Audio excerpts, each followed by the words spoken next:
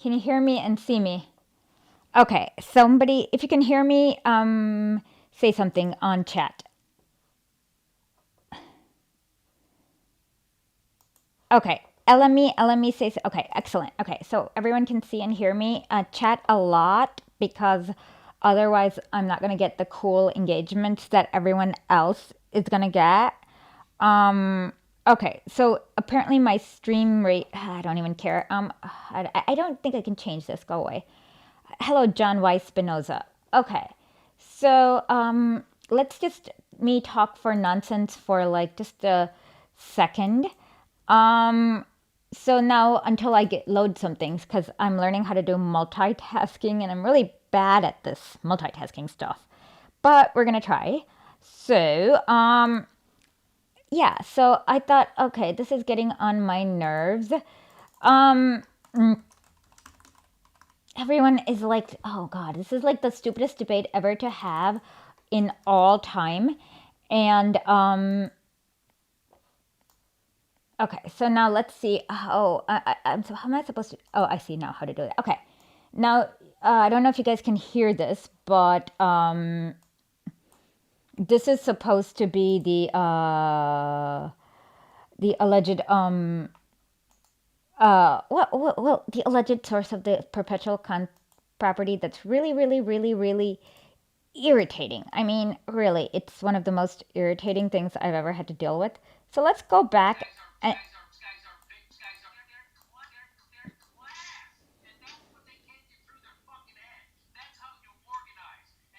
Oh God.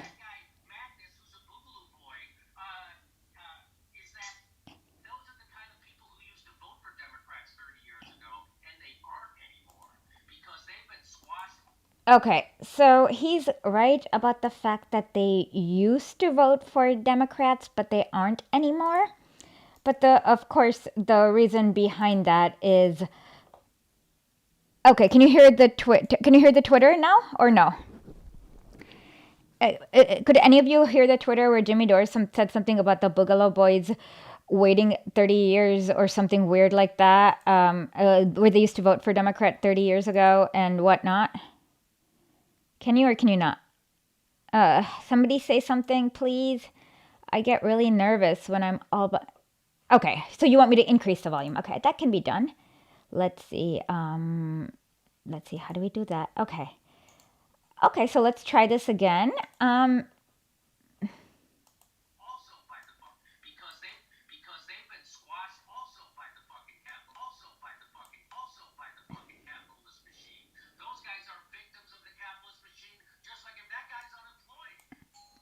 Okay. Yes, the Boogaloo Boys are victims, but this is just all. Okay, I don't know what to do with the. Okay, fine. I'm just gonna put the link here. Okay? You guys watch this on your own. And then I'll add. Can you hear me at least? Am I too low to hear, or can you hear me fine? Okay. Can you just can you hear me, please? Let me know. Okay. I don't know what to do about the chat loading slowly. I don't even know. Okay, hold on. Somebody is at the door. Just stay patient.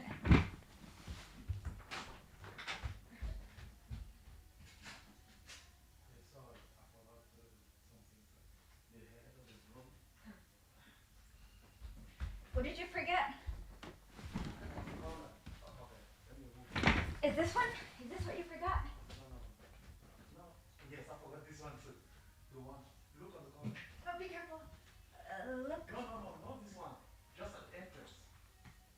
I can't see. Just come in and you get it yourself. Okay. Sorry. Okay. My audio level is good. Okay. Okay, so let's see. I forgot what. Oh, we were talking about the. Oh God. Okay, yes. Every idiot thinks they know what organizing is, but no one knows it because we all know that they don't know it because they actually have not thought of this as a problem to solve, nor they have not thought of this as anything useful to do. So basically, the thing is that they say these phrases, which is empty phrasing, a lot of times, like, oh, just a lot of nonsensical empty phrasing, and it just drives me nuts. But yeah. So, anyways, that's not what organizing is. But the thing about it is that I know I am ranting, and I will put a thing on here so that when I'm editing this, you don't have to listen to my rant, but you can listen to my polished, where I take out the middle clips and go boom, boom, boom, boom. Okay. So, what people don't realize is that Gramsci mentioned the manufacture of consent and coercion. So the state has a consent manufacturing, and the state also manufactures coercion. So so it's kind of like the good cop and bad cop. And the reason, for example, and most people are not capable or are not, there are so many factors that explain whether or not you are willing to risk the coercive powers of the state. So one thing we have to understand is the purpose of the state is to oppress one class over another. And the bourgeoisie have their perfect state. The bourgeoisie have their perfect state in order to oppress whoever the bleep they want to oppress because, well, they have basically almost every state besides China, probably. And DPRK maybe. But, and if you notice, like, the idea is that none of this is neutral. They're going to be, like, if you check the head-to-heads, like, for example, if, like, you roll a dice 100 times and it is technically possible that you might get 100 sixes, but it's more likely that the dice is loaded. And ultimately, you'll realize that a lot more things make sense when you notice the die is loaded. It's the same way with the state in that if it exists to oppress the bourgeoisie, i.e. the class of property owners, like it's you're not going to agree with a lot of the things that they do. And that's kind of where a lot of people are like hanky. And it's like, no, it really just depends on whose point of view you're looking at things from. If you're looking at things from the property owner's point of view, yes, everything seems kind of tanky. No, everything seems kind of like, oh, the US is right and centrism, blah, blah, blah.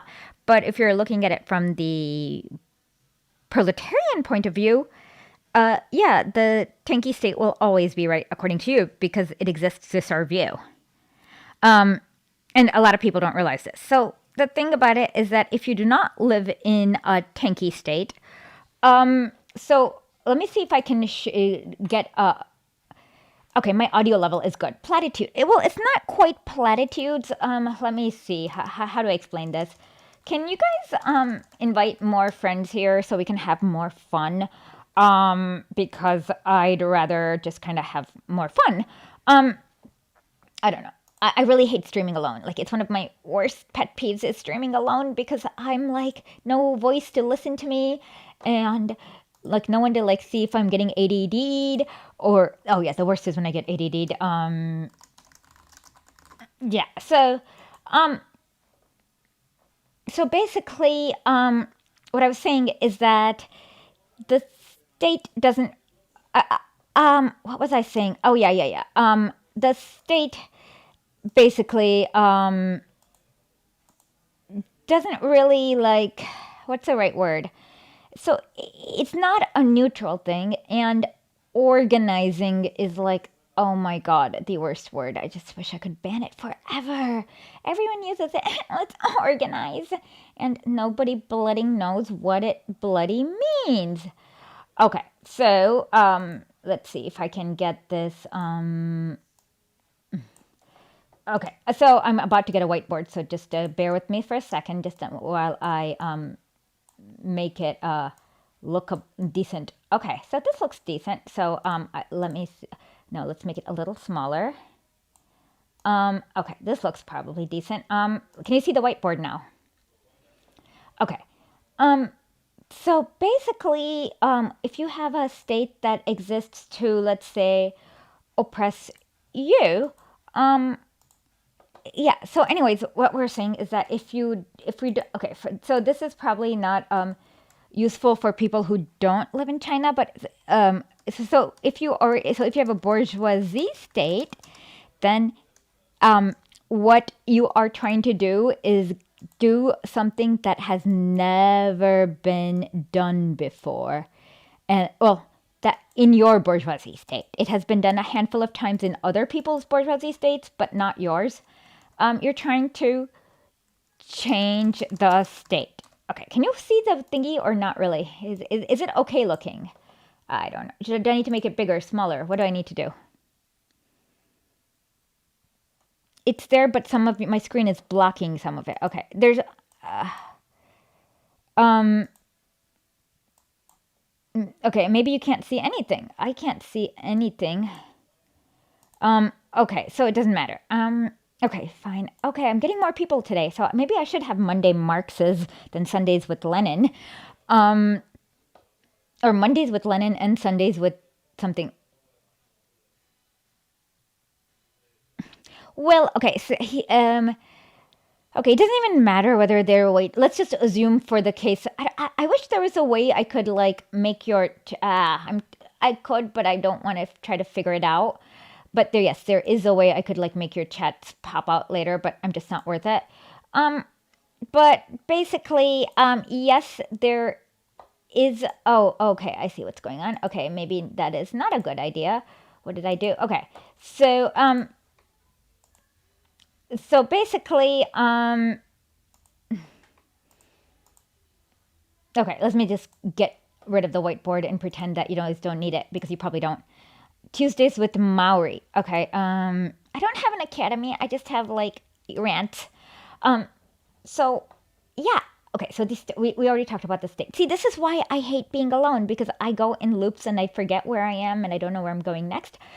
But um, oh yeah, the white. So somebody asked, "Hi, some people get labeled white supremacists that are not really white suprem, but I guess people are things by.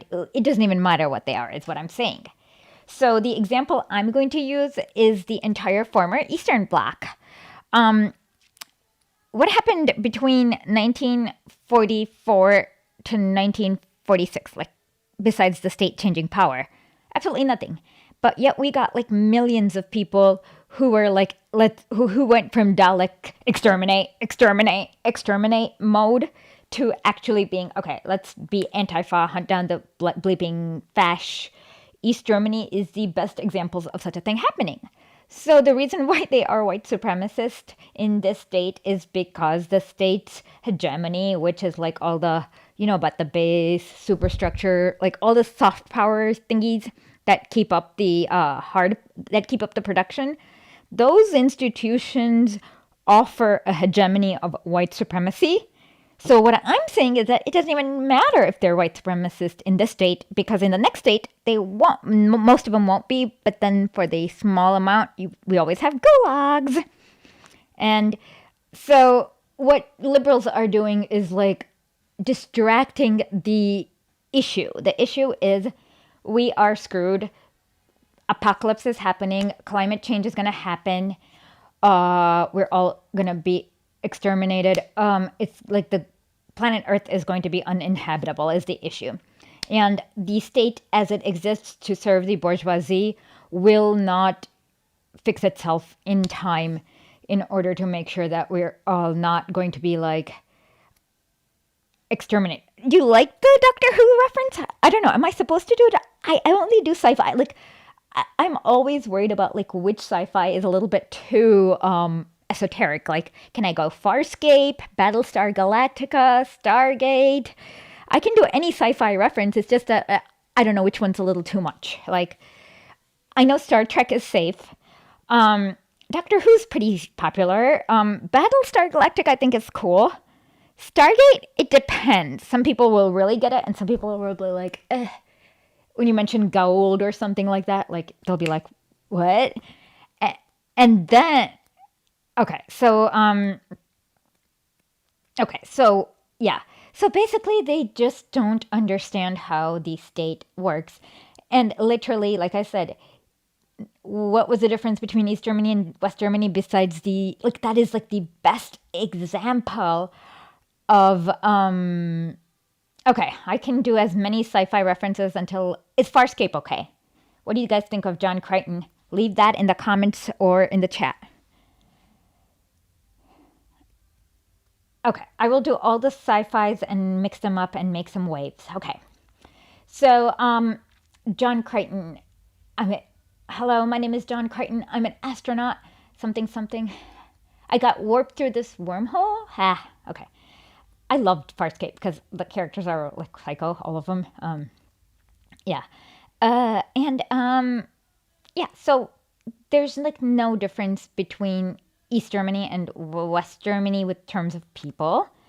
I mean, for the most part, yes, there were some people who went back and forth, but it was very much like whoever ended up on which side of the occupation zone was in that state. But one state was like putting Nazis everywhere, and the other state was killing Nazis everywhere. And the difference is that it is about the state's power to manufacture coercion and consent. And so, exactly. So, because of that, it really does not matter what they are right now. So, what people have to think of is we are in status A, which is like we're in this like horrible bourgeoisie hellhole of a dictatorship where Jeff Bezos gets to do whatever he wants. Where it's like the worst. I don't know. It's like the worst. It's like the Dominion has. It's like being occupied by the Dominion. Yeah, it's not even the Borg. Because at least with Borg, like, you know that their intention, like, they're just trying to survive. But with the Dominion, they don't even have that excuse. So they created the Vorta and the Jem'Hadar. Okay, anyways. Yeah. Oh, I don't like Star Trek. I mean, Star Wars. I hate Star Wars. Okay. So, so it doesn't, and so the thing about it is that are they useful in trying to acquire whatever state power? And for that, you need to all study more. Hold on, LME, I missed your question, so let me look at it for a second. In settler colonial states, elites offer landless settlers land and homes to get their collaboration with the state. That's been a powerful glue. Poorer whites to the interests of the a powerful way to glue poorer whites to the interests of the elites. Can the settler elite power dynamic be changed? Absolutely. It has many times. Like India, like any time a country's gotten its independence, they've changed it. Like literally, like every country in South America, Central America, Asia, Africa. So yes, of course, it can be changed. Hello from Twitch, Mr. Piece of Work. Yeah, you're the one with the sister who made me like where I did the Bane impersonation. So I remember your sister. Yeah. Hold on. So yes, it does not. Okay. So for the question, LME, I'm gonna get ADHD distracted. I'm gonna need somebody later to like take over with the question so that I don't get ADHD distracted. But yes, it can be changed. Will it be changed until after? Like will it be changed in time before you acquire state power? That's much harder. So ultimately, what I'm saying is that we all need to kind of. I don't even know what's like what. Well, okay, so ultimately, we have to know that the reason why a state stays is because of the barrel of a gun, or like the military, police, whatever, to shoot you, shoot people who are or kill, coerce something. So now, I'm trying to understand. Is there so in the olden days they were able to basically starve out the resources for the bourgeoisie by just stopping production at the right spots, basically, more or less. That's how a lot of these concessions were granted, like minimum wage and things like that. So, well, so I guess one thing is that even if there is no manufacturing, hold on one second, ocean transistor. Let me get to you. Okay. So even if there was no manufacturing, there has to be some way to ship those goods from wherever to here. So that is probably the place where the American worker can probably have the most impact, is what I'm going to guess. Not that I'm advocating anything, it's just all hypothetical. But no, I'm trying to answer your question. Is it possible? So I said that it's probably not possible without gaining state power. And, but how do you gain state power? If I knew, we'd all be at a different place. Unfortunately, I don't, but I'm guessing, I guess we have to look at, we can't just blindly ape what they did in the early 1900s. We kind of have to look at what function they served. So, like, a lot of these factories kind of stopped production and stopped, like, actual goods. So, the idea is that if you're not getting the bullets, you're not going to be able to mow down peasants and or whatever they used the bullets back then. So that's kind of how they worked. So it has to. So somebody, I don't know how. I not me is going to have to just kind of figure out how all these goods are mapped, and then figure out where they've been produced, how it's produced, blah blah blah, and then maybe somebody can figure this out.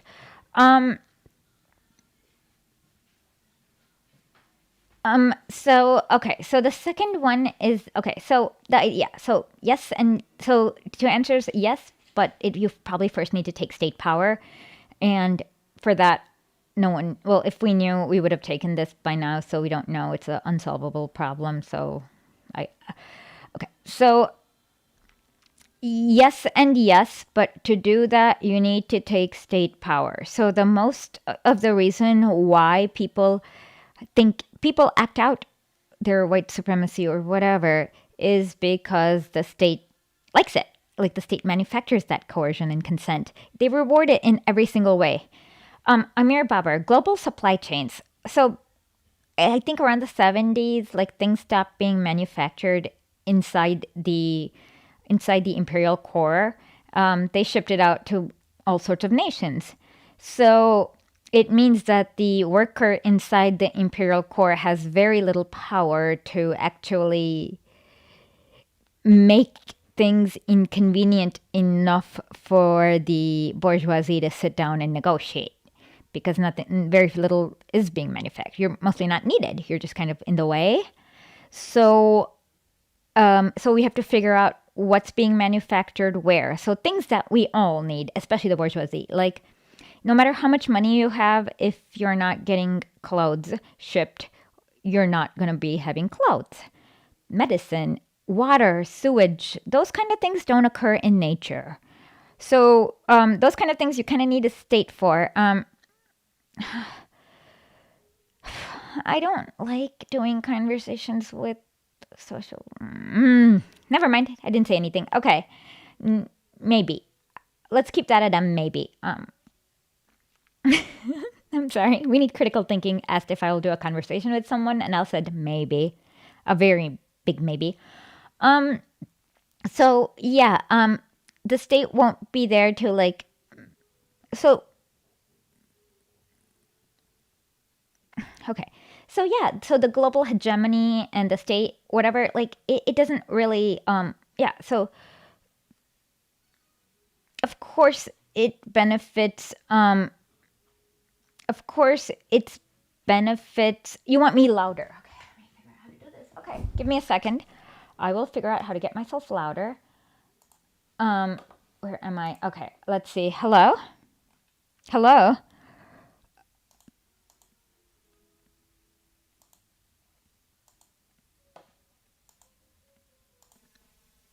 Okay, now is it better? Can you hear me now? No, you're not at all late because we were just like chatting. Thank you, Gul Amat. Okay, can you guys hear me now? Let me know if you can hear me. Okay. So, what were we speaking about? Okay, workers, well, elites don't need a supply of electronic parts per se. I can't do it off the top of my head. Somebody's going to have to look at all the trading volumes and all that and do like a rigorous statistical analysis, kind of like what Lenin did. So, yeah, there's going to be some crap that can be done, but I don't know what it is and I don't have time to do it. So one of you guys is going to have to learn how to do that.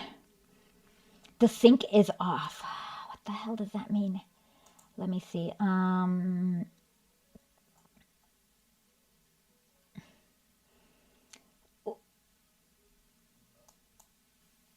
Hello? Can you hear me? How's the sync off? I have some reverb, but what is reverb? Let's think about it. I don't know what reverb is. Oh, okay. Hold on. How was I? Okay. Let's think about it. Where is my reverb?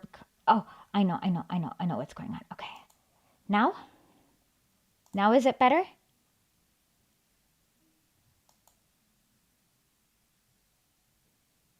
Am I better now? Let me know if I'm better or worse. Let me close the door while I'm at it.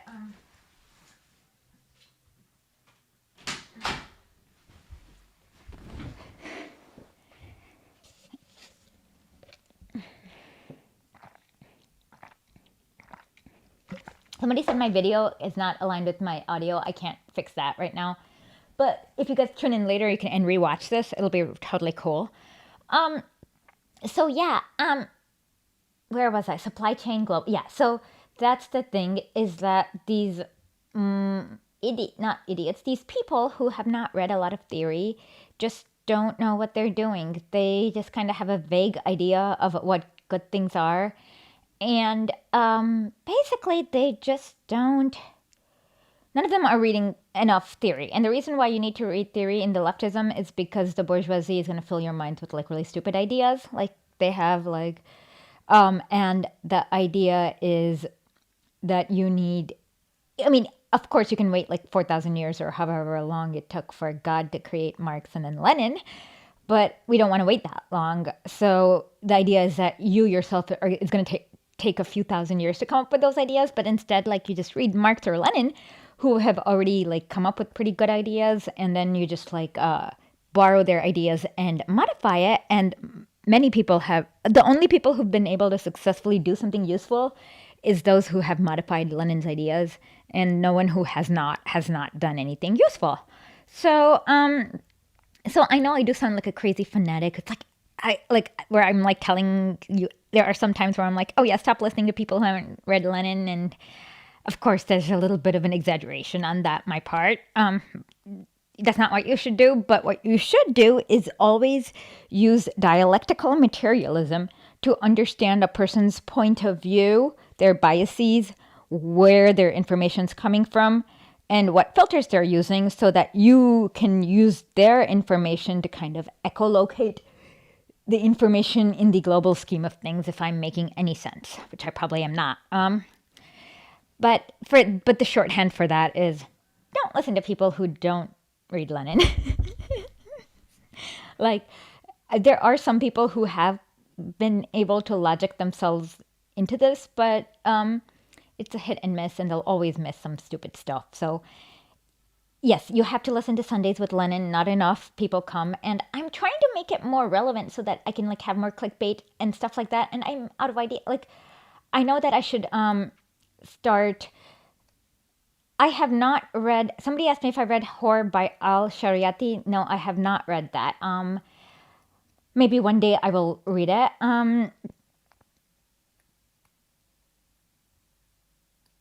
Okay, so Amir Babar said, so question.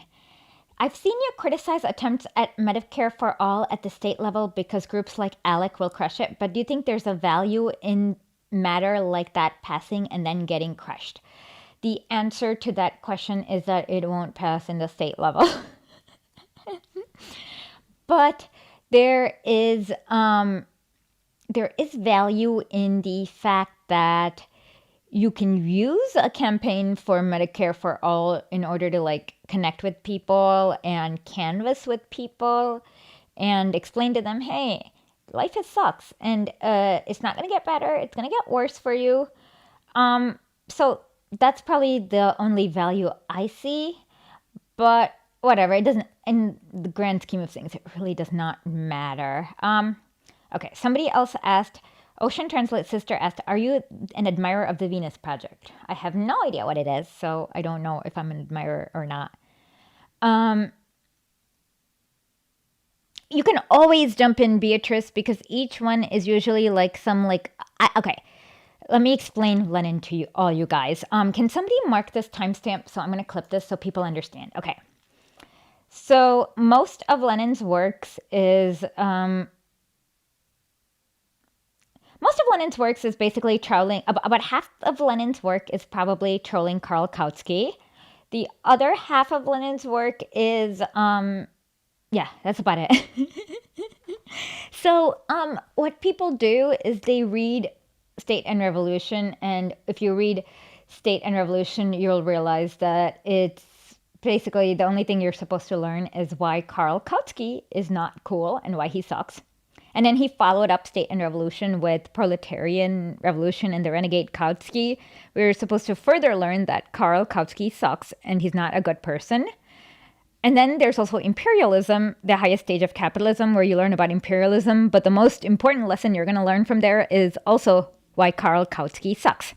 So the only thing, okay, so, and that's why I'm like, when Jacobin's like, oh, maybe we should listen to Karl Kautsky, I'm like, don't you know what happened in 1930 something? Like, you definitely do not want to copy the German Social Democratic Party from the early 1900s. Like, that's the worst thing to copy.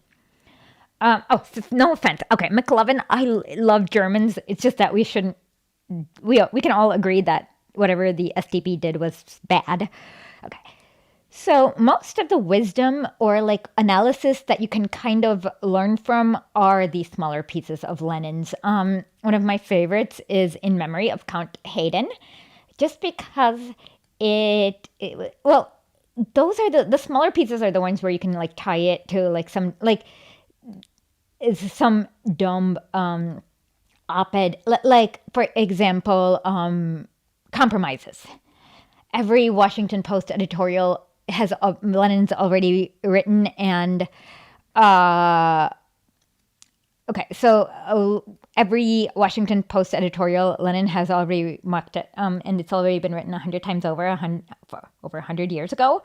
So there are not actually doing new things. Like, they'll always be like, oh, it's time for the Democratic Party to unite. And then Lenin's on unity explains the BS behind it. He's like, unity is only good for the bourgeoisie, but never for the bourgeoisie is never expected to unite with the proletariat. Like, he explains how it's a one-way street.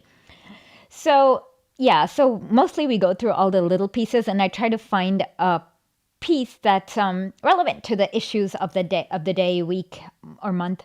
For example, when they were talking about the minimum wage, we read a piece called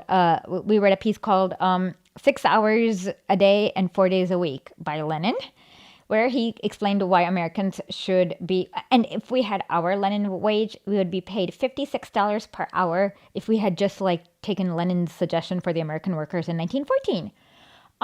Or let's see, or when the Democratic Party like does something Weasley, where you're like a lot of people are like, why on earth is the Democratic Party like capitulating? And then you have to read about the Cadets. Oh my God! Whenever you read the Cadets is the Constitutional Democratic Party from Tsarist Russia. Literally, in order to make them relevant, is you just have to remove the constitutional part and just go Democratic Party, and everything like literally is the same. So that's why I try to keep it to the smaller pieces, which are much more often valuable because they're like, they kind of go through the minutia. Because I don't know anything about the Venus Project. So somebody tweet it to me and I will look at it because I don't want to comment about things I don't know about because I never do.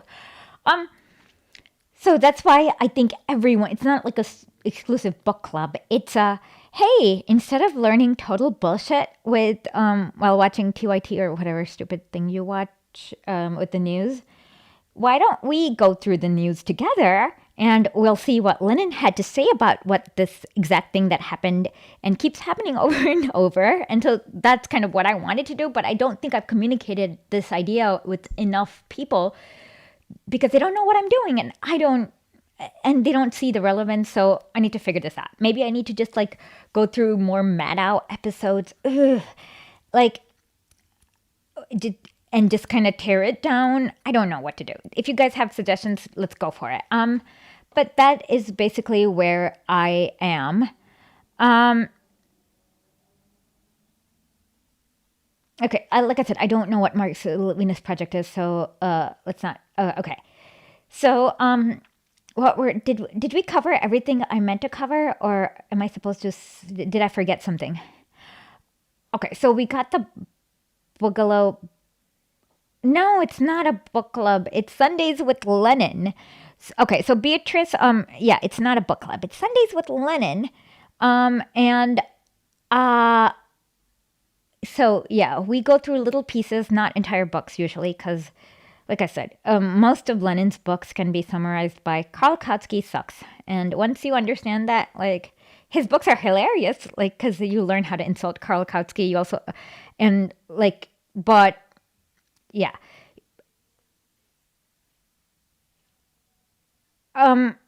Yes, everyone is different. Even Lenin recognizes it. Okay. So I don't know what the Venus Project is actually. So I can't talk about things I don't know. But yeah. Oh, did Jimmy Dore say anything else during that clip so that I could explain why it's good or bad or not good or not bad? I don't know. Like, did I forget something? If Is idealism an anarchist? Nathan Felleror asked, is idealism an anarchist thing? Perhaps. I don't know. Idealism is usually people who are trying to justify the hierarchy the way it is. So they have, like, the thing about it is that for you to kind of have an ideal, in the Marxist sense, you kind of have to have the system never fail for you to like kind of like not know where the boundaries are. So maybe Prabnur Singh, yes, I can. Yes, we've had 2 episodes about Indian politics, at least. We've spoken about the COVID vaccines and the vaccine imperialism. We spoke about Tamil Nadu. So I don't even care. Everyone's a grifter. Somebody said Jimmy Dore is a grifter. Who cares? It's stupid. He has a YouTube show. It doesn't matter. No. Jenk is not Karl Kautsky. No, Jenk is more like he's more like the Ruskaya Vedomosti, which is like Russian wealth. He's like one of those. He's a cadet. He's not a social democrat.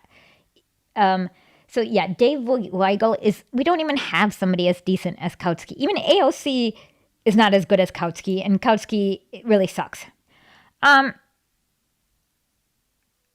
I don't even care what he is, but none of them are grifters or not good. If Jimmy Dore's a grifter, everyone is a grifter. If he's not, and no one is a grifter. I don't think he's a grifter because he's open about his model. He says, you donate money and I'll make YouTube videos. And that's, as long as he's open about that, I don't care. Sometimes I do think he often says weird things because he does not have his instinct is pretty decent on a lot of things, but he does not have the dialectical outlook on a lot of things. And that makes him kind of go the wrong way and kind of not analyze a lot of things. Okay. So I like Kyle. Kyle's good. I haven't seen, recently I haven't had watched his videos, but he's very good at, like hitting through the regime change bullshit. Like he doesn't fall for every idiotic regime change nonsense, unlike certain TYT members. So yeah. Oh, okay. While we're at it, we're gonna do some fun. Do you guys want to? Okay. So we'll do the how long can Isha last on a Maddow video without going nuts. So how long on Belarus? Let's see. Okay. Let's see if I can, let's see if I can manage this. Oh my god, she sucks so badly. So let me see if I can manage it. Okay, let's see.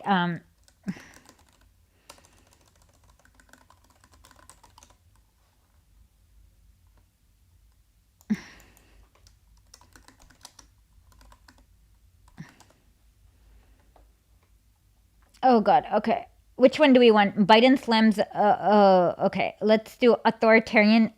Oh god. These are okay. Oh my god. Okay. Which one do I want to do it? Oh god. This must suck. Okay. Okay. I will. Oh lord. This. Oh god. Okay. We're gonna see if I can put up a timer. And then we're gonna go see if I can actually go with oh my god, that was okay. We'll see if this is possible for me to handle Maddow for God knows. Okay, let's try this. Oh my god, this is gonna really suck. Oh god, this is super gonna suck.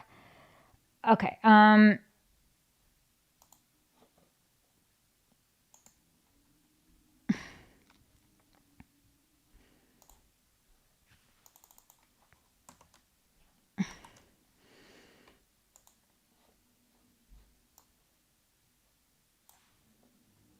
Okay, so just give me a second more.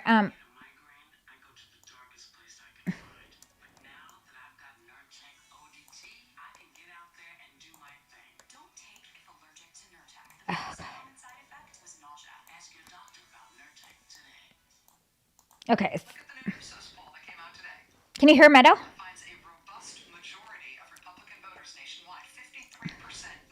Can you hear her?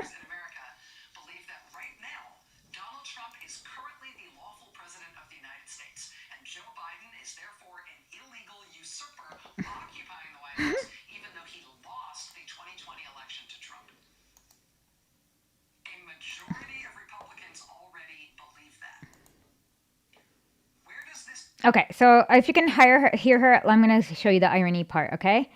Oh, you don't even have to hear. Okay, this part. Let's see. Okay. This is like. Oh, you guys can see the closed captioning. Okay, this is kind of funny. Watch it.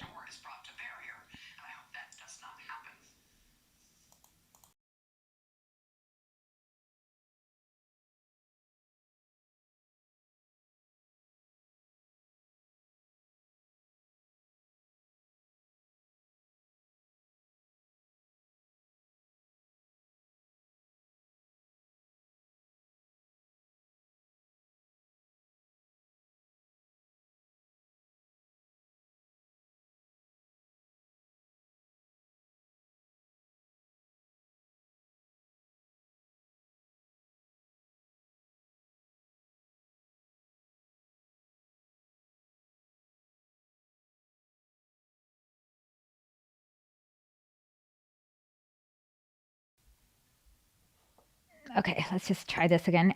Okay, just read the closed captioning, please. In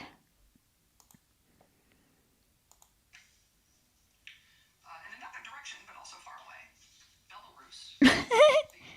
Okay, so the biggest irony is how she just denounced the January 9th white supremacists, but then she like totally supports total freaking Nazis. Okay, so we're gonna start our timer here. And how long? There has to be like a Streamlabs timer thingy, but I don't know how to do it. There has to be some sort of timer. I don't know how to get that. Okay, somebody's gonna have to time this BS. Okay. Oh, I know. I'm just gonna do this for now. Okay. So how long do you think I can last without screaming at Maddow? I say, I've seen this, but if this is for the second time, so I will say, how about 5 seconds? Okay. Let's. Do you guys think? Okay, let's start here. Okay. Let's go. Whew. Guy in charge there has been in power for 26 years. Belarus used to be part of the Soviet Union. It's only had a president since 1994. This same man has been in that job, has been president there since they established the office of president 26 years ago. Technically true, but I think they didn't know. Shushkevich was the first somehow head of the state. And then he had this. He's such a fuck. Okay, that guy is a sociopath. He even wrote a bleeping article about how he dissolved the Soviet Union with a stroke of a pen. And Lukashenko went there with the idea of basically, oh, I'm going to reconstitute the Soviet Union. And so in January, in I believe in 20, so Belarus, they had like lots of protests and lots of disorder to like stop the shock doctrine privatization scheme. Lukashenko went there, I believe in 95, I could be wrong, and he had three things. So what the US often does is it goes in there and it really like rattles up like total nationalist dickheads and who are like total fascists. And often they use something like the sovereignty of the Belarusian language and or whatnot. But so he promised to like get rid of their Nazi. Okay, so Shushkevich got okay. So the red, white, red flag used by the opposition, if you can call them that, is definitely the fascist flag of Belarus. It was used by the SS, the Belarusian SS, and they were really disgusting to the point where some people had actually had to write letters to Himmler saying, "Hey, I know we're Nazis, but maybe you could tell these like local SS people to tone it down a little bit. They're kind of taking their anti-Semitic rage a little too far." So that's the kind of scum that has the Belarusian fake flag. So one of his promises was to have a referendum against that. And then they also had a constituents assembly to set up a new constitution in a democratic manner, a lot like what Evo Morales did. And then like recognize the equality of like all languages. So the idea is that like the Belarus is not going to have a national language per se, and everyone has a right to get educated in every nationality that's recognized by the state like has a right to get educated in their language. And so that was like to tamp down the nationalists. And what you noticed is that he put in a lot of like price controls. He's kept a lot of the assets from being privatized. He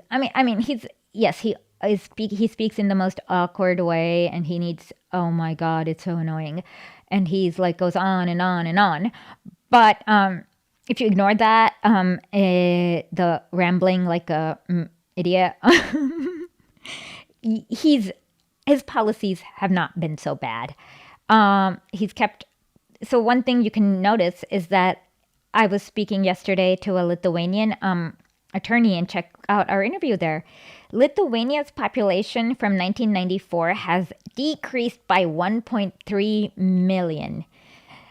That's devastating. Like, that means because of the economic conditions, the psychosis, the racism, the fascism, 1.3 million people decided, okay, I hope that is the best case scenario. There are much other scenarios that they are definitely capable of executing that I don't want to think about. And Belarus has actually had an increase in the population. There aren't that many, and it's one of the few former Soviet blocs that have increased the population, as in people are happy they're not leaving. And so while the elections may be esoterically like, yes, he's not Lenin, but he's also not Yeltsin, and he also doesn't have psycho things. So yes, he has been in power he has been the head of state for 26, or maybe 25, 26 or 27 years, who knows. I'll get that. I just don't have that off the top of my head, but let's continue. The only president an independent Belarus has ever known. Alexander Lukashenko is sort of joined at the hip with Russian President Vladimir Putin. They've talked about joint. No, I mean, he is pro-Russia, but who isn't? I mean,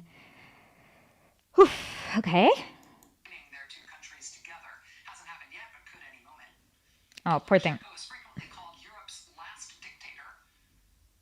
I honestly don't like to say that because it feels like a jinx to me. I mean, who cares about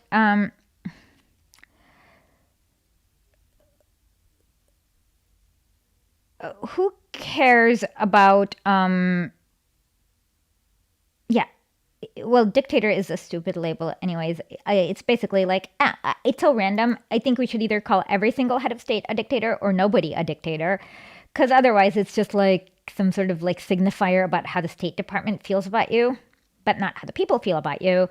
And it allows like Americans to be like, hey, let's just privatize their water because they have a dictator. And it's like, what? Okay. I mean, depending on how things are going, sure, he is a dictator there now for sure. But why do we think he's going to be the last? What? Okay. I don't know. That just doesn't even make sense. Don't jinx it.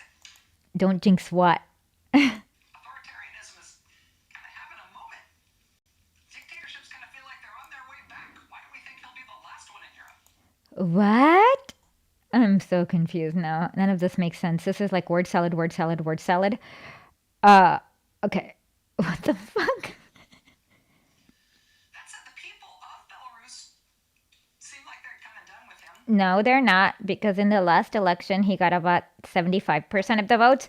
And of course, okay, so Amir Babar asked me how I would compare him to Putin. So what's her name? Is it a man or a woman? I don't know. Moon of Alabama has a good piece that compares both of them. So what she said, or he, I think it's a she, but I could be wrong, and don't accuse me of misgendering. Okay, I'll just say Comrade Moon of Alabama had a piece a few months ago where the Comrade Moon of Alabama actually predicted the coup. And she, well, okay, I'm just going to call her she because it's in my mind as a she, and I don't know how to take it apart. Okay. So, what she said was that Belarus, okay, so Russia has had more ups and downs, but Russia has able to get like unprecedented like prosperity, like with the new boom with Putin. And Belarus has missed the crashes, but it's also missed the boom. So that's what she says. And I don't have any reason why we shouldn't trust her. She knows, let me see if I can find it. But that's what she says. Why did I call her?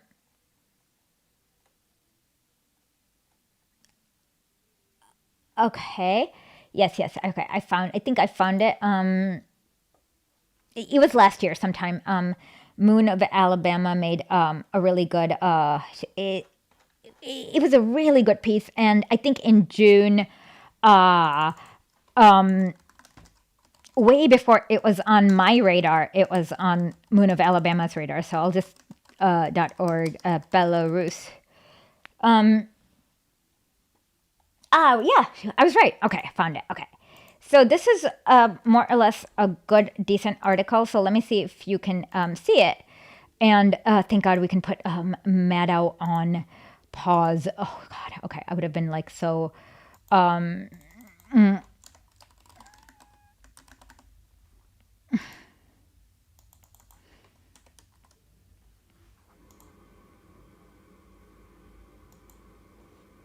Okay, awesome. Okay, so can you see this? Or do I need to make it bigger? No, how do I make it bigger?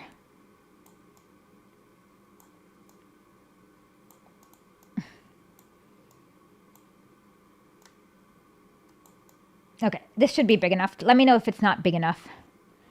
Okay, so this is what Moon of Alabama said. Okay, let's find it. Oopsie daisy. Oh, what am I doing? Why can't I scroll? I don't know.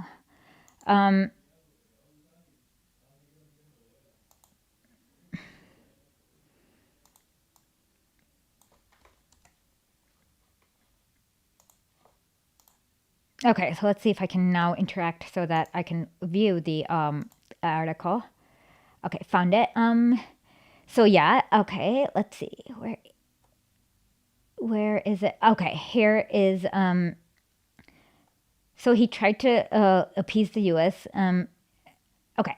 Lukashenko's unsustainable of elsewhere work to a certain. In Russia, again, agreed to deliver oil to Belarus, but only half the amount of previous years. But to get nearer to the West also has a price. A U.S. ambassador in town means that a regime change plots are never far away. The sudden attention that Belarus now receives from U.S. aligned is a sure sign that one is underway. On August, okay, blah, blah, blah. Okay, let's see. The GDP of okay, so this is right. Okay, so basically, people in Belarus are actually people in India are better off than people in Ukraine at this point. But yeah, Ukraine's fallen really badly. But it's still lower than Russia. Um, Russia, okay. So maybe this is not the piece. I'm trying to look. But anyways, let me see where. Okay, so I'm trying to see. They had, but basically, yeah, it's that Belarus basically missed out on the boom, but also missed out on the bust, is what she said, or he. I don't even know. Okay, so back to Maddow. Um,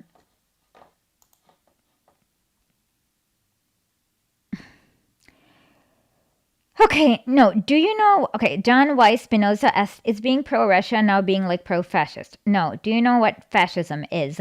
If not, please, please, please, please, please, please, please, please, please, please read my article, Economy of Evil, so that we learn what fascism is and we don't have to ask any more dumb questions about fascism. The reason why they keep it really vague for you is Putin is completely not, has no political spectrum. Um,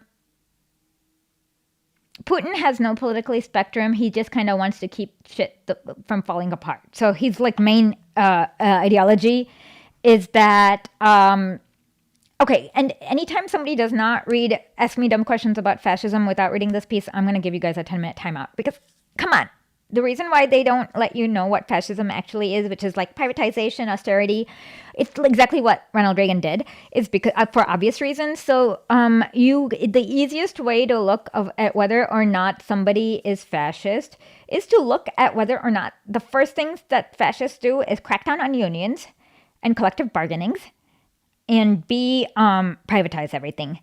Putin has been doing the opposite of privatizing everything. He's actually increased the state ownership. So please don't ask me. I mean, this is like really, I get sometimes like disappointed when like I feel like my audience should be smarter than that, than asking dumb questions about what fascism is, because I've written this piece that everyone, even Marianne Williamson, read it and shared it around. So just read this piece and you'll realize that fascism is when you're trying to uphold the hierarchy through capitalism. Yeah, basically, whatever Ronald Reagan did is the first stage of fascism. And anything, like the less like Reagan you get, the less fascist you get.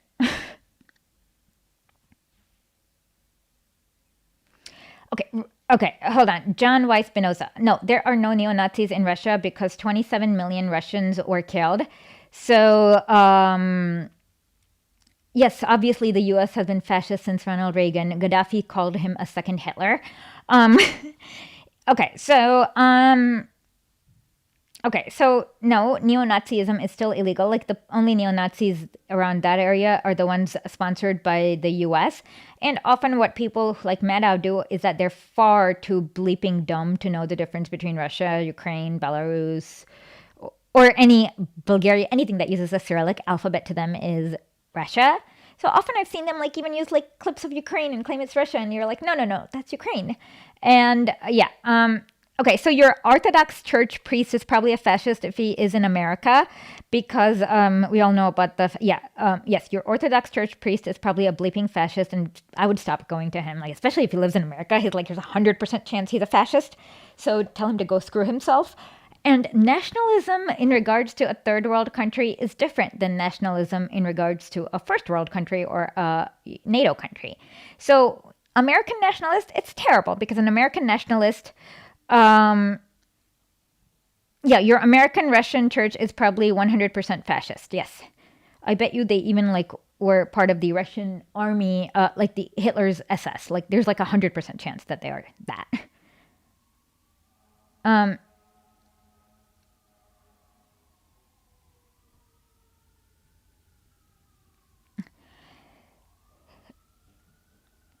I don't know what US was before FDR.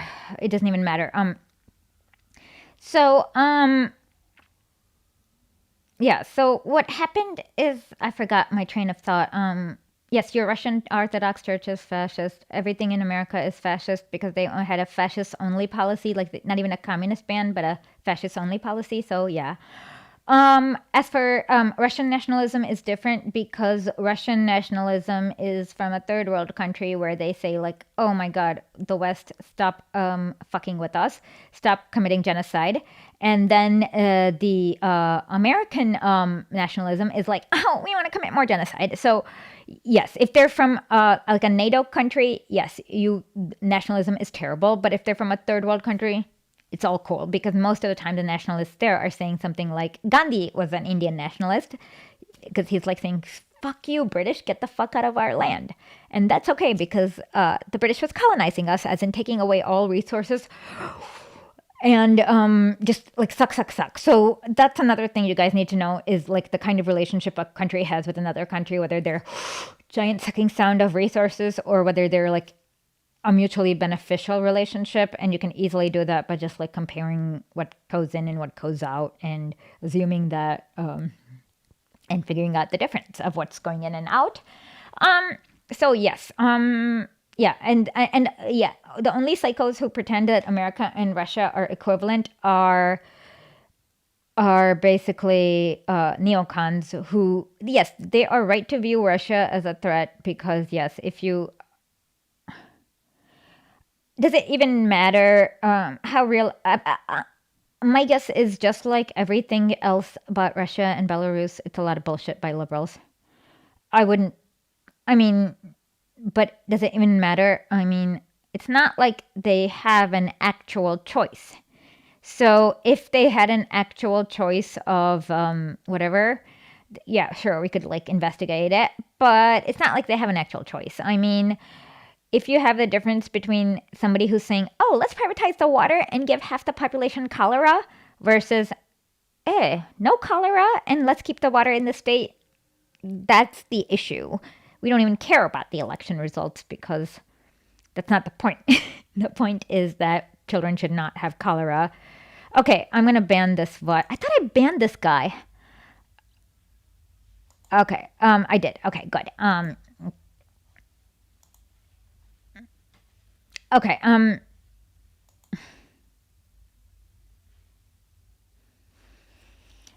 ultimately, like I don't think it's even useful to think about it, and like it's none of it's like really not worth it thinking about it that way. Okay, so I lost my okay. Oh, we're doing more Maddow. Oh God. Okay, let's try it some more. I can do it. Whew. 2 minutes and 42 seconds. Okay, we can handle it. Whew. In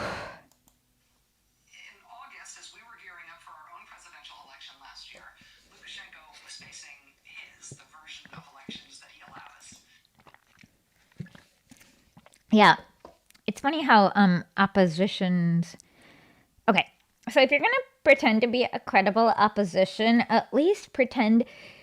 Well, you should be, even if the elections are not legitimate, you should be able to look like you're finishing second. You should be able to hack the system well enough to look like you're finishing second. And they got less than like 2% or 3% of the votes. And that's because she claimed that there were too many ambulances. She also wanted to make sure that old people didn't have at home voting. Like, she wanted to make old people vote in the booths, which is like, why would you want to make elder? Oh, and then let's not forget the fewer hospital beds. Oh, and then there's like the privatizing schools again. And then she used dictatorship of standards. And so when you look at her platform, I'm surprised that she even got 2% because it's horrific. And it's literally, the website came from the same psychos who did the Ukrainian Maidan coup. So, yeah. So there is enough of a reason for me to think that they probably, okay, let's go on. And he had done what all good dictators do. He had, for example, thrown into prison the most promising opposition candidate who was running against him. Okay, let's look at why he was thrown into prison. And what's his name?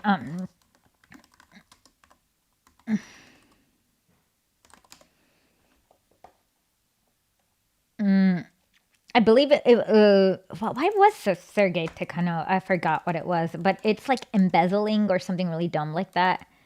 Okay, or maybe he like blew up a bridge. Um, oh, he's not dead. Darn. Okay. Okay. Somebody. Okay. I'm sorry. I'm laughing because there's this like stupid New York Times article about. No, that's not him. Okay. Let's see. Okay. What did he do? Uh. Okay. Oh,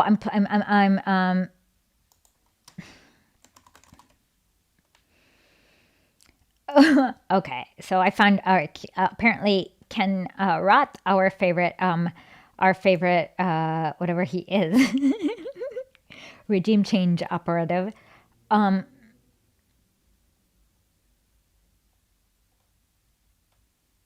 I'm looking at it. Okay, okay, okay. Why was he in prison allegedly? I still can't find it. Okay, was he in prison?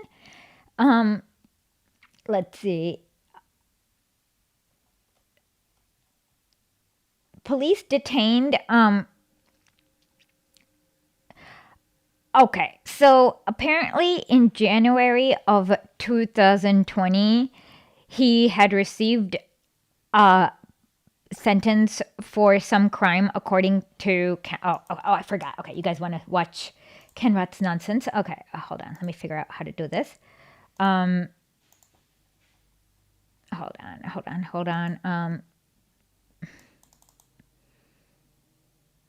No. This is the Maddow one. We don't want that. We want this. Okay, give me a second. I will put this up.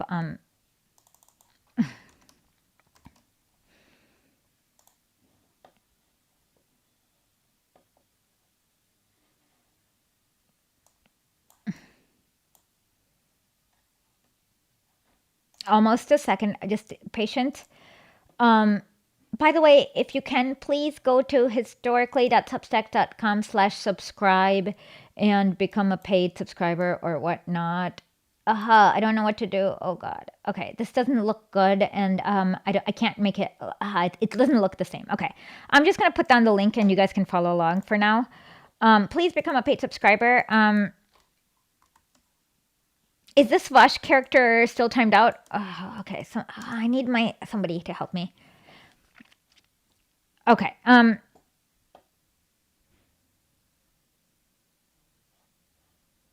Okay, so now this is the Ken Roth article. He allegedly got arrested for a 15 for because wait, sorry, that's the wrong cycle. Okay. So he was sentenced in January for 15 days for some kind of, I guess, lynching protest. It could be anything from a lynching to a protest to a riot to like blowing up like half the parliament. Like he did something in January where he received a 15-day sentence for doing something. um, um, okay, so then, um, okay, so yes and no. Oh my God. Okay, fuck. Okay, I'm sorry. Did I just oopsie daisy? I just said a bad word. Oopsie daisy. Oh my God, mother bleepers. Okay, so okay, this makes sense. Okay, so it looks like they wanted to. Okay, they were having a Victory Day parade. Belarus was like, okay, screw you guys, no Nazi flags, no intimidating elderly Holocaust survivors, and yeah, and then okay, so that was like some other alleged violation, but that was what he was allegedly in alleged prison for. Okay, so let's continue. So half right. What he didn't expect, I think, was that candidate's wife. Okay, you guys see the Nazi flag, right? That's yeah. The Google developer. Okay. A teacher who had never been involved in politics.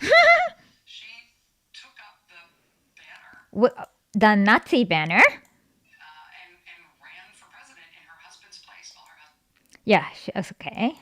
was in prison. He was not in prison. It says that he was in jail for 15 days. Come on, stop freaking out. And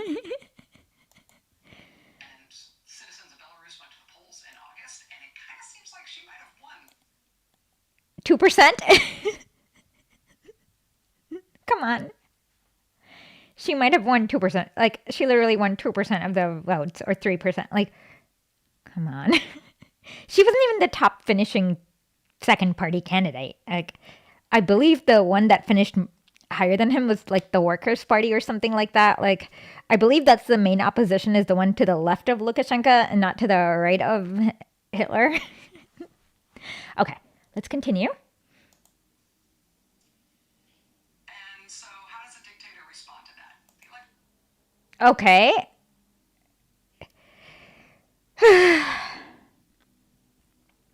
But the thing about it is that, okay, this is They're stupid. supposed to be real. They're supposed to be just for show. Okay, people are not that stupid. I mean, when you have to manufacture consent, you have to do a better job of manufacturing consent. And I don't think he's doing he's like not that competent enough to be able to do that much manufacturing of consent. So he's actually like giving people what they want. And they kind of have seen what happened to Ukraine and they're like, better that we have the devil we know. Oh, yeah. Yes. Last night I was doing this, like, somebody like started this weird analogy of, do you want to wear like, do you want like wasps to sting your genitals or do you want to wear underwear? And then somebody's like, this underwear is not good for my. So it's the same thing. Like, they kind of understand it. So I don't think he's manufacturing that much consent because the other candidate literally is flying the Nazi flag. And oh, I forgot. In one of the rallies, somebody praised Adolf Hitler, like in early August. So they're really incompetent. So who cares? Lukashenko not only declared victory for himself, he declared it was a No, that's Juan Guaido. landslide, overwhelming victory, which everybody knew was not true. No? If you hadn't saw, I mean, like, if you compare the opposition, yeah, I would totally pick Lukashenko myself. And people turned out in the streets Oh, yeah. by at least the hundreds of thousands, if not the. No, they did not. I have videos where it's like, okay, so they have this, it's the same Juan Guaido tactic where they like close up the cameras and then you can see that the average picnic has more people than an average Juan Guaido rally. So no, it was not by the hundreds of thousands. Okay. Millions? What? Okay, if a country has about 8 to 10 million. No, there were not millions. Okay, sorry. Okay, fascist flag. See what I'm saying? See what I said about the Guaido tactic? The close up photos? The biggest protests ever in Belarus, protesting against the infinite dictatorship they were seeing. Yeah, right. Okay.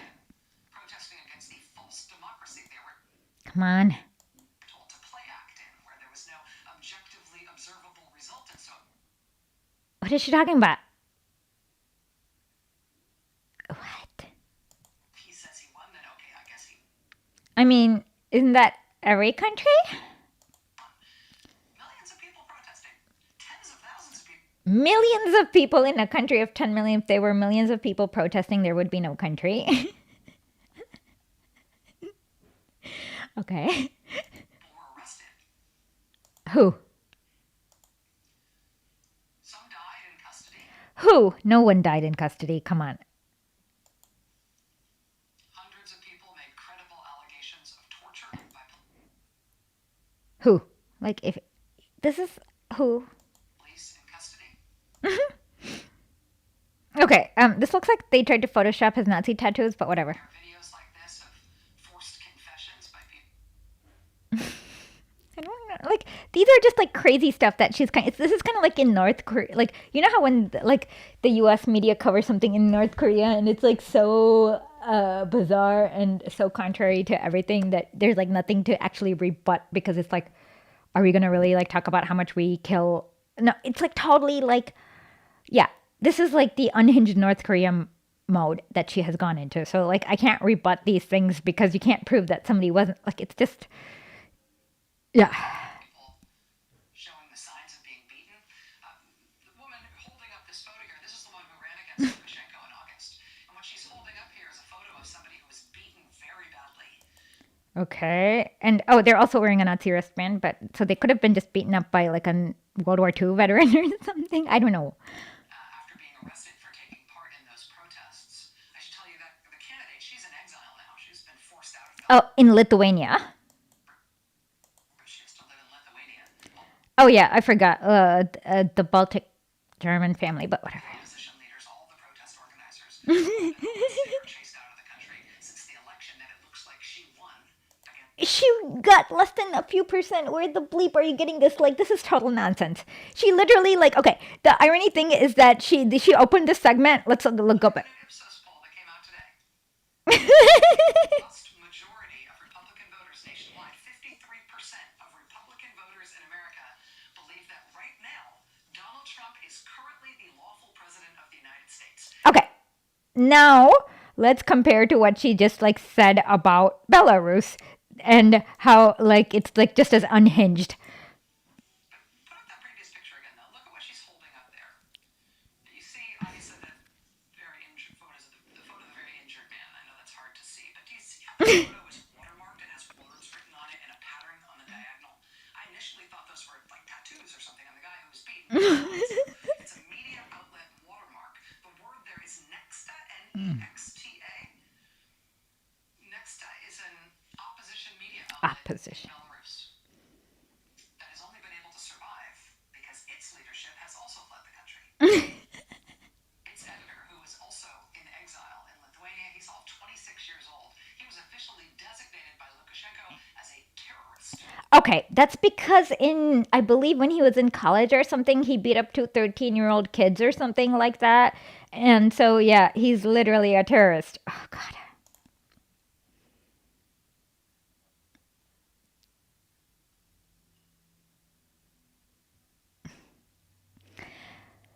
Wait, what prank call are people talking about? Why did what? Okay.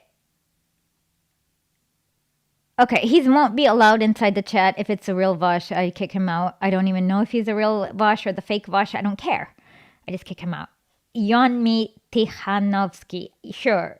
No, Yonmi. Oh my God. Oh my God. You have to watch my last episode where she had this lady named Corrine. I can't remember what her name was. Corey, maybe?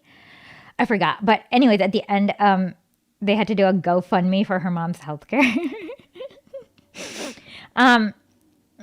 Yeah. So basically, who talked about the I don't know what the Gucci shoes prank call is. Okay, but link it to me. In November, designated a terrorist For he probably blew up something then. I don't know. He definitely. Oh, wait. He definitely fought in the Azov battalion because I even put this up on the TikTok on my TikTok. Yeah. So yes, he's because he was a terrorist. running a media outlet that had the temerity to report on the protests. No, I had infiltrated until I got kicked out. They were not reporting on the protests. They were doing first thing is like anti-Semitic memes. Like they were teaching little kids how to do like Molotov cocktails and all sorts of bombs and stuff like that. And they were like encouraging them to like kill random people. So no, that's not what they were. They were not reporting. Against that country's dictator. Media outlet that published photos like that one of how people were abused by the No, I have it in my Twitter. They literally were teaching people how to do. Even then, yeah, they were definitely not doing it. And you can probably go if you're not banned from their Telegram channel. Just go to their Telegram channel, and I can show you. Like they are not reporting, more like incitement. police after they were arrested. Well, this weekend, the dictator in Belarus, Lukashenko, sent up a fighter jet. This is what she claims, and I haven't had the time to actually check if this is true. So take it with a grain of salt. Okay, we're almost there. One more minute. Hoo. I can handle it. One more minute of Maddow. I should do it like a. Oh my God. One more minute. I can handle it. Okay. but I haven't been able to verify it, so I don't know. Maybe it could be true, it could not be true. Set up a MiG fighter jet to intercept a commercial passenger plane that had taken off from Greece and was flying Maybe you shouldn't be flying over their airspace with Nazis, but that's just a thought. to Lithuania. Those are two EU countries. It was over Belarus's airspace. The fighter jet forced the plane to land. That's not what the transcript sounds like. The transcript, I don't even know that there's a fighter jet inside with the transcript. The transcript says they asked the pilot to land, and he's like, sure. And he did. But I don't know. Inside Belarus. And the 26-year-old they took off that plane was that young man who's the editor of Next. Aw. They arrested that young man on the tarmac, took him into custody in Belarus. He turned up in a forced confession video today. Okay, that was not a confession video. That was the first court appearance. There was no confession. What he said was like, I am healthy enough to stand for trial, blah, blah, blah. It's the same nonsense, no confession. She's just making this up. Oh my God. Oh my God. 6:17. We can handle it. 30 more seconds. Obviously under duress and bruised. Obviously, you're a news person. You have fucking MSNBC. Like, you guys can afford to go and verify this as opposed to saying, obviously. Confessing in weird technical language. He did not confess. Like, at least you can do is like listen to his speech and realize that he did not confess. It was like some sort of like appearance. He's never used before to all the things Because it was a bleeping court appearance, you moron. that Lukashenko has charged him with. Absolutely terrifying to see it. He doesn't look any terrified. Okay. What? Okay. Phew. Okay. So that was oh my God. Okay, we got past it. Oh, thank you so much, Lumpia. Okay, she's gonna take over. So I'm only gonna look at her messages and nobody else's. And if somebody has a question, I'm just going to defer to her. That way my ADHD, okay. Let's see. They're not fracking Belarus. They have not. Somebody asked, are Lukashenko? Well is relative. So what I can tell you is that the country is not overrun by Nazis. Water is not privatized. There haven't been an outbreak of cholera. They have not privatized schools. They have not. They don't have death squads that exterminate like half the villages and throw people off of the helicopters. They're not waging a war against Chechnya. They're not. They don't allow fracking. Oh, they don't allow fracking companies to drone their population. So that's basically what a third world country can basically hope for with under the guise of imperialism. So I'd say that it could be worse. Like it could be like the Bolivia water privatization thing where Bechtel owns all the water, even the right to rain, and everyone dies of cholera. And that's not happening. So I don't know what to say. No, the reason why there is a lack of other credible candidates is because that's how somebody asked again, isn't lack of other credible candidates in Belarus, Russia a problem? Yes, but the problem stems from the fact that we have imperialism and money talks. So it's kind of like how you can't have a real election when, like, let's say that the other side dumps a lot of money. So right now, like, the people are just like, oh, okay, we're just gonna. So basically, they haven't been able to do what they did with Bolivia with like so there can never be credible quote unquote opposition when there is basically a war going on, I guess. And NATO wants to basically invade, like, is sending like Nazis across the border. I mean, so yeah, but the reason why they don't have a credible candidate, and also we need to look at things from a class point of view and not a branding point of view. So yeah, Democrat, Republican, they're a nice brand, but are they representing things that are in the best interest of the majority? Like, for example, not having cholera and privatized water, which always come together. Like, or is it I forgot one disease, like whatever is the water disease, like they come together. So look at that. And most countries, when they are under the grips of the US, they are totally India is a okay. Prabnor is India is a completely different situation because India basically has Russia and China to kind of be a big catcher's mitt to like stop the West from kind of infiltrating. India's always been pretty independent since the 1945, so it's like a completely different. Even in India, how many years do you think we went when we had only Congress Party? I believe the first non-Congress Party was when Indira Gandhi lost. It was in 1970. Like after she did the emergency rule, the first time Congress Party lost was in 1974 with the Janata. Was it Janata Dal or Janata Party? I forgot. But that until then, for about a good 40 years, India had nothing but the Congress Party. So yeah, so just kind of you have to learn India's history. And the only reason we have the BJP is actually kind of related to the fall of the Soviet Union. India had a big debt crisis in like 1991, and the Soviet Union couldn't bail India out back then.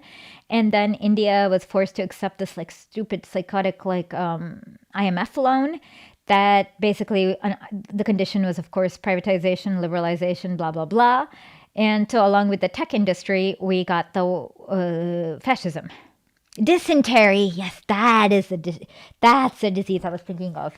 Dysentery, 78. Okay, well, yes, I was pretty close. Janata Party, excellent. Okay, so my memory is pretty good. Okay, 78 and Janata Party right after the emergency rule.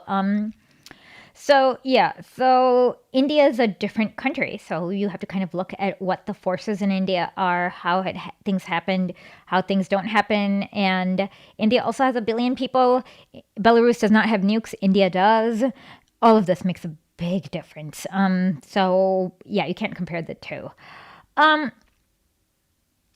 So I forgot what were we doing another. Wait, what else were we going to talk about with regards to regime change propaganda? Oh, I remember. Okay. China. Okay. Let me find the China, the anti-China insanity. Um.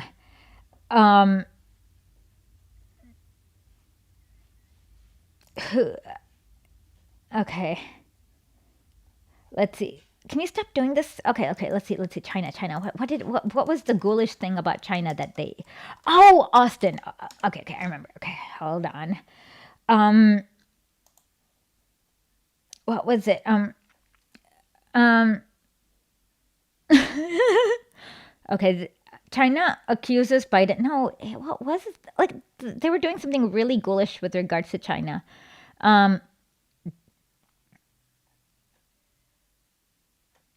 I forgot. Oh, give me a second. Let me think about this.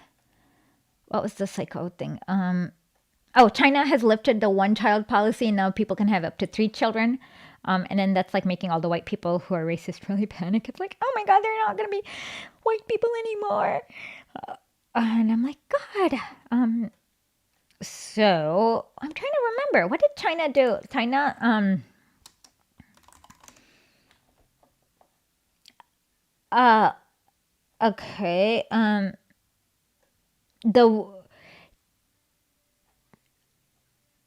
let's see.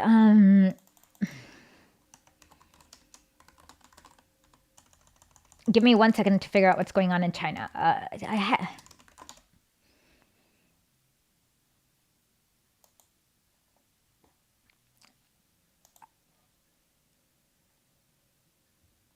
Okay, let's see. What is it?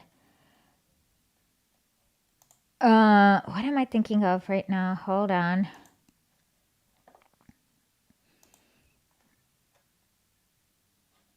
I'm thinking there was some regime change ghoul thing out about China. Just give me 1 second to figure what that was. Um, what was it?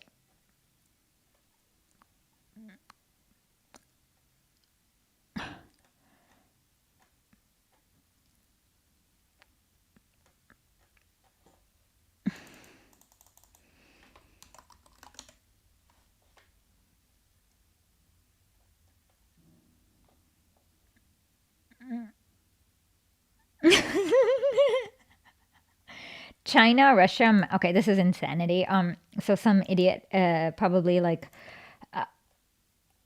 map makers chart post unilateral or okay, that sounds like some like crazy mouth foaming psychosis. Oh my god, these people are so stupid. Okay, let's see. I'm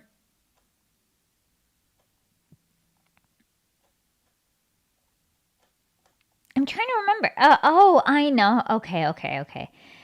Biden said something really crazy about China. I'm trying to remember what. Um, it doesn't even matter. Okay. I give up for that. But we can figure out what's going on with China later. But what you guys need to know is okay. Let's see. Oh, okay. Somebody heard about the NPR Uyghur situation. There's nothing really going on there. Okay. So, is there any other country that I should talk about?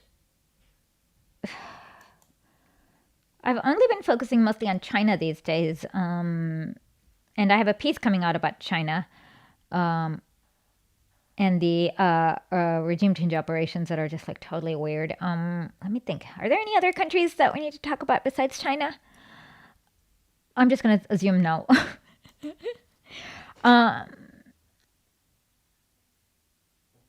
No, Biden was arrested with. Okay, so with that, oh, I remember. Okay. This is a little bit of a troll, but I don't care. Oh yeah, I remember now. What? Okay.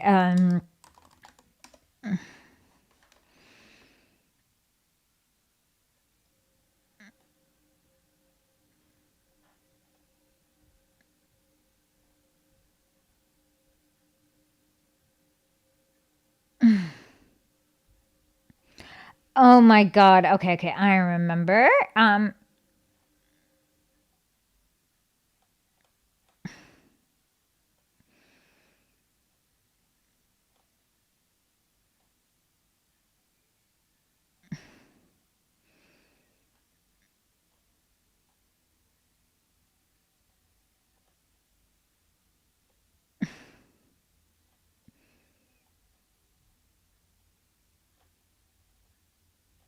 I'm trying to remember. Oh my God. Uh,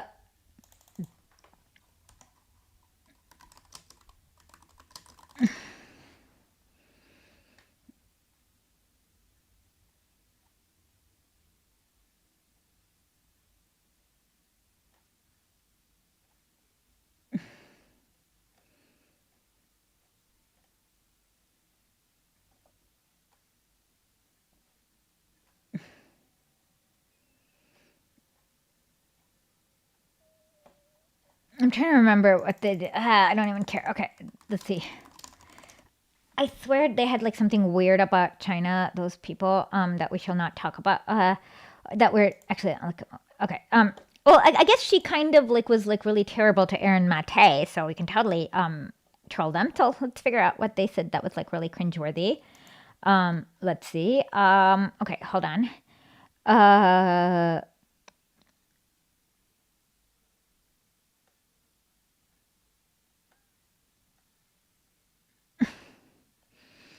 I'm trying to remember. Okay, anyways, it was just to show you what kind of like psychotic neocons they are. Like they're not psychotic neocons, but it's just like such opportunism.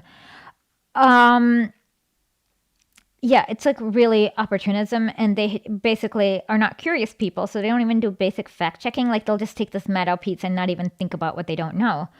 Um, um, so let me see if they've said anything weird. Let's see. Where is it? Uh,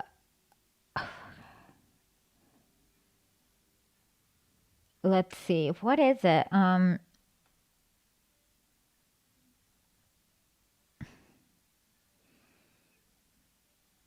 trying to remember. Okay, I can't remember. Okay, maybe it was not something about China, but um anyways, oh yeah. Oh, also look up the video where she's praising Estonia and later and stuff like that. Um I already taught you guys the true history of Korea. There was one Korea and then the US came and balkanized it. Okay. So with that, if we should we do this again next Monday at 7? Would you guys like this? But would you, like, what do we call this segment? And I need somebody, like one of you guys is gonna have to volunteer to like just come on with me so that I don't. Oh, you want me to talk about Taiwan and Hong Kong? Okay, I got it right now. Okay, so Taiwan. Oh, okay. Basically, the U.S. is like China's gonna invade Taiwan, and really, they're not. There's nothing to invade there, and it's like an excuse for the U.S. to like, I don't know. There's really nothing to invade in Taiwan. Um, but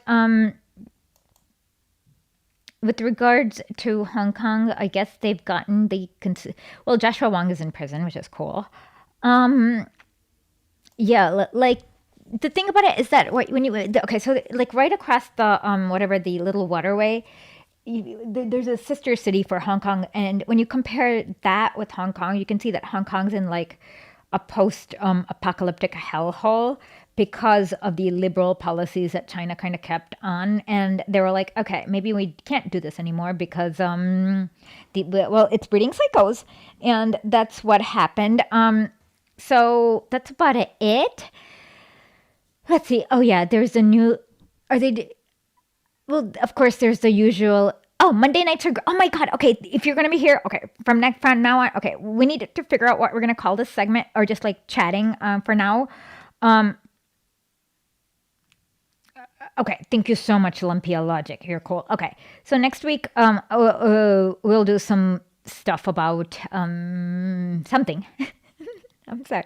But I hope this was fun, useful, and oh my God. Oh, I know. We'll start off with like me timing. I'm going to get the apparatus proper so that we can start off with like me timing myself, like reacting to Maddow and seeing how many seconds I can go without screaming. Yes, the Republic of China claims that they are independent, but the world doesn't. It's kind of like the Juan Guaido thing. Okay, we'll do a Monday night show. And oh, I know what you could do. Like if there's like any progressive pretenders like TYT who are spreading neocon talking points, we will debunk them. And no, but with that, please go to my historically.substack.com/subscribe, and please subscribe. I need the money, and the more, and also please be sure to like, comment, and also check out my TikTok. And this week we're gonna have some really cool episodes. We're having Sam Hasselby talk about actually the history of American liberalism and how they're tied to like American nationalism and slavery and all that. And of course, I will take anybody's questions as long as it doesn't not too trolly. With that, I'll say I need a cool sign off, but yeah.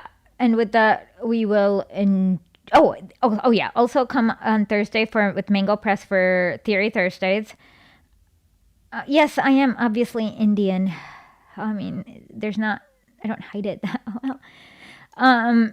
Well, they can claim control of all of China. Oh, thank you so much, Olympia. Oh my God, that would be so awesome if you're here regularly. Okay. With that, okay. Well, assalamu alaikum or whatever we say. Khuda hafiz. No, we say khuda bala kare. I don't even care. Anyways, I can't monetize. Okay, Lumpia, I can't monetize because I need another okay, so we need 4,000 hours. Oh yeah, we can have movie nights on Mondays. That'll work. We'll do like some sort of like live thingy, and then we'll try to see what kind of movie we can watch without copyrights. Yeah, I need you guys to watch another about another maybe 1,200 hours of crap in order for me to be able to monetize this channel. So, yeah, I can't. So you guys have to like I have enough subscribers, I just don't have enough watch hours. So please, and